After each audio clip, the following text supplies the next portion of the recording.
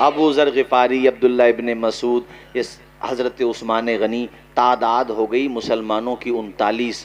اب 40ویں مسلمان کا انتظار ہے کہ پتہ نہیں 40واں نمبر اب کس کا آئے گا۔ ادھر میرے نبی خانہ کعبہ سے چمٹ کے دعا کرتے ہیں، یا اللہ اسلام کے دامن میں عمر کو ڈال دے۔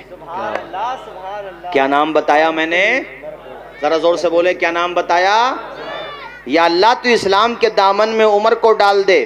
ادھر سب نے کفار نے مشورہ کیا کہ عمر کو تیار کرو محمد عربی کے قتل کے لیے، معاذ اللہ۔ حضور کے مطلب کیسی پلاننگ ہے ان کی؟ حضرت عمر ابھی اس وقت عمر حضرت نہیں ہوئے ہیں، تلوار لے کر کے وہ بھی گھر سے نکلے۔ راستے میں ایک صحابی سمجھ گئے کہ نیت اچھی نہیں ہے عمر کی۔ کدھر؟ کہا ادھر، ارادہ کا یہ ہے۔ ادھر جا رہے ہو، پہلے اپنے گھر کی خبر نہیں لوگے؟ تمہارے گھر میں کیا ہوا کہ تمہاری بہن بھی انہی کا دامن پکڑ چکی ہیں، اور تمہارے بہنوئی بھی۔ کہا اچھا۔ گھر پہ پہنچے تو بہن کا نام فاطمہ بنت خطاب۔ کہا بہن جو میں نے سنا ہے وہ سچ ہے؟ تو ایمان کی طاقت دیکھو یہ ہوتی ہے، ایمان اس کو کہتے ہیں۔ آج کل کا تو ایسے لگ رہا ذرا سا دباؤ کیا پڑے بک جاتا ہے، بغیر دباؤ کے بک رہا ہے آج کل کا۔ مگر ان کو دیکھو پتا ہے کہ میرا بھائی کیسا ہے، مگر پھر بھی ہمت کی اور کہا سچ ہے، جو تم نے سنا وہ سچ ہے۔ کہا بہن تجھے ڈر نہیں لگتا؟ کہا جب ایک کا ڈر لگتا تو کسی ایک کا ڈر نہیں لگتا۔ اس کا ڈر ہے نا، تو اب تیرا ڈر نہیں ہے، تو تڑاک پہ آ گئی بات۔ بہن کو خوب مارا حضرت عمر نے، اور پھر اپنے بہنوئی کو بھی۔ بہنوئی کا رشتہ تو کتنا نازک ہوتا ہے، بہن کو بھی بہنوئی کو بھی۔ مگر پھر دل میں یہ بات آئی کہ میری بہن میرے سامنے بول نہیں سکتی تھی، آج اسے کیا ہو گیا؟ کیا بات ہے، یہ کون سی طاقت ہے؟ خود ہی خاموش ہوئے اور کہا بہن وہ جو تو پڑھ رہی تھی ذرا تھوڑا سا مجھے دکھائے گی؟ تو دو روایتیں ہیں، ایک میں یہ ہے کہ سورہ طٰہٰ کی چند آیات تھیں، لا الہ الا انا فاعبدنی، تو یہ آیت جب پڑھی، اور ایک دوسری روایت بھی ہے، مختصر یہ سمجھو کہ قرآن کی چند آیات آپ کی نگاہوں کے سامنے آئیں، عمر کے دل کی دنیا بدل گئی۔ ذرا زور سے بول دو سبحان اللہ۔ حیرت میں پڑ گئے، حضرت عمر پہ اتنا اثر پڑا، رونے لگے۔ کہتے ہیں بہن مجھے معاف کر دے، بہن تو مجھے وہیں پہ لے کے چل۔ اچھا اس سے پہلے بہن سے جب کہا تھا تو بہن نے کہا تھا پہلے نہاؤ گے، اس کے بعد دکھایا جائے گا تمہیں خدا کا قرآن اور دیا جائے گا تمہارے ہاتھ میں جو بھی حصہ تھا ان کے پاس قرآن کا، پہلے پاک ہو کر کے آؤ۔ وہ نہانے گئے تو بہن نے مصلی بچھا کر کے خدا کی بارگاہ میں رونا شروع کر دیا تھا، یا اللہ تیری توفیق سے اپنے بھائی کو یہاں تک لانا میرا کام ہے، منزل تک پہنچانا تیرا کام ہے۔ جی کیا بات ہے، سبحان اللہ۔ جھوم کے بولو، جھوم کے بولو۔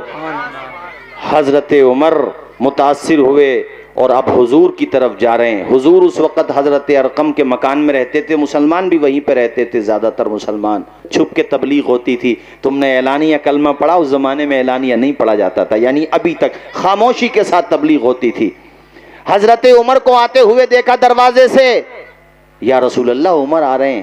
حضرت امیر حمزہ ہمارے نبی کے چچا، انہوں نے کہا آنے دو عمر کو، نیت اگر اچھی ہوگی تو استقبال ہوگا، سینے سے لگایا جائے گا عمر کو، اور نیت اچھی نہیں ہوگی تو تلوار بھی عمر کی، گردن بھی عمر کی۔ ہائے ہائے ہائے ہائے، کیا ایمان تھا حضرت امیر حمزہ کا۔ دروازہ کھولا گیا عمر کے لیے۔ عمر گردن کاٹنے نہیں آ رہے ہیں، دل کا سودا کرنے آ رہے ہیں، حضور کے غلام بننے آ رہے ہیں۔ حضور کو دیکھا تو قدموں سے چمٹ گئے، کہنے لگے یا رسول اللہ مجھے معاف کر دے، میں غلطی پر تھا۔ حضرت عمر نے سینے سے لگا لیا۔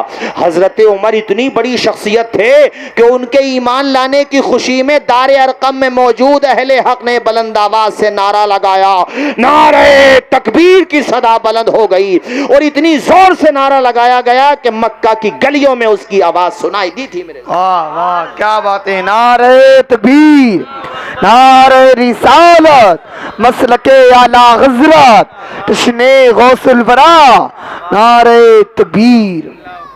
اچھا حضرت عمر جب مومن ہو گئے نا تو مسلمانوں کا لیول بڑھ گیا، جس کو کہتے ہیں نا کانفیڈینس لیول، وہ ہائی ہو گیا۔ حضرت عمر نے عرض کیا یا رسول اللہ ہم چھپ کے نماز کیوں پڑھتے ہیں جب ہم حق پر ہیں؟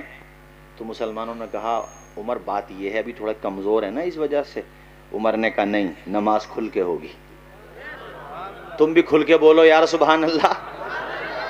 حضرت عمر نے کہا کھل کے نماز ہوگی اور دار حرم میں ہوگی، جو جہاں کعبہ شریف ہے وہاں نماز ہوگی، وہیں پہ نماز پڑھیں گے۔ اور اس کے بعد حضرت عمر نے باہر نکل کے پوچھا کہ یہاں پہ مکہ میں ایسا آدمی کون ہے جس کے پیٹ میں بات نہ رکتی ہو؟ کسی نے بتایا فلاں آدمی، اس کا نام میرے ذہن سے نکل رہا، ابھی کتابوں میں نام کا بھی ذکر ہے کہ فلاں آدمی ہے، کہ اس کو بلا کر کے لاؤ۔ اس سے حضرت عمر نے کہا میں نے کلمہ پڑھ لیا، یہ بات تو کسی کو بتائیے مت۔ حضرت عمر گھر نہیں پہنچے، اس نے پورے مکہ میں پھیلا دی۔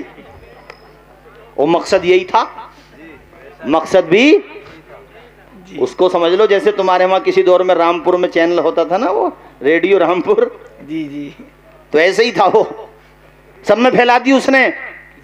ابو جہل تک بھی پہنچ گئی، وہ تو خوش تھا نا ابو جہل اینڈ کمپنی کہ آج ہمارا کام تمام ہو جائے گا، اسے کیا پتا تھا کہ وہ بھی کلمہ پڑھ کے مسلمان ہو جائے گا۔ عمر کے ایمان لانے کی اتنی ہیبت ہوئی اور اتنا خوف ہوا ان میں کہ ابو جہل اپنی بیوی سے بولا عمر آئے تو بتانا نہیں۔ میں اس کا مزاج جانتا ہوں، وہ غصے میں ہوتا ہے تو دھو دیتا ہے۔ دھونا سمجھتے ہو رامپوری چاقو والو؟ ارے سمجھتے ہو کہ نہیں؟ بیوی سے کہا بتانا نہیں، اور حضرت عمر بھی سیدھا اسی کے گھر پہ پہنچے۔ وہ اندر تھا مگر اوپر تھا، کوئی آواز ہی نہیں آ رہی ہے۔ کئی مرتبہ آپ نے کنڈی زور زور سے کھٹکھٹائی، ایسا ہوتا نا دروازہ نہیں کھلتا زور سے مارتا، ایسے ہی آپ نے کئی مرتبہ، مگر کوئی آواز ہی نہیں آئی، کوئی ریپلائی نہیں ہوا۔ تو حضرت عمر نے کہا مجھے پتا ہے تو اندر ہے اور تجھے بتانے آیا ہوں، تم لوگوں نے جس مقصد سے بھیجا تھا نا وہ تو فلوپ ہو گیا، میں بھی انہی کا ہو گیا۔ کیا بات! دو باتیں کہنے کے لیے آیا تھا، ایک تو اپنے ایمان کی خبر دینے، اور دوسرا یہ کہنے آیا تھا، اس کا ابو جہل کا نام تھا عمرو ابن ہشام۔ کہا عمرو ابن ہشام میں تجھے یہ کہنے آیا تھا کہ کل سے نماز ہم وہاں پڑھیں گے جہاں تم نے پرتی بند لگا رکھا ہے، میں یہ بتانے آیا ہوں، اور چیتاونی پہلے دے رہا ہوں، بعد میں کہنا نہیں، بتایا نہیں تھا۔ ذرا مسکرا کے بول دو یار سبحان اللہ، ہاتھوں کو اٹھا کے بول دو سبحان اللہ۔ جب عمر نے کلمہ پڑھ لیا ہر طرف یہ شور ہو گیا، جب عمر نے کلمہ پڑھ لیا ہر طرف یہ شور ہو گیا، آج رب کے سارے بت کدے مائل زوال ہو گئے، آج رب کے سارے بت کدے مائل زوال ہو گئے۔ کیا بات ہے بھائی حضرت، بہت اچھا، زندہ باد زندہ باد۔ ہم جو بول رہے ہیں وہ سمجھ آ رہی ہے آپ کو بات؟ سب لوگ سمجھ رہے ہیں؟ کیا نام بتایا میں نے ان کا؟ حضرت عمر۔ اب پہلی دفعہ اعلانیہ نماز پڑھی جا رہی ہے، صف کی ایک طرف امیر حمزہ کھڑے ہیں، کیا بات ہے! اور ایک بارڈر حضرت عمر نے سنبھال لیا، اور دشمن ایسے دیکھ رہے ہیں، آگے کوئی نہیں بڑھتا، پتا ہے سلام پھیر کے عمر سے خیریت بھی تو پوچھنی ہے بعد میں، ہمت نہیں ہوتی۔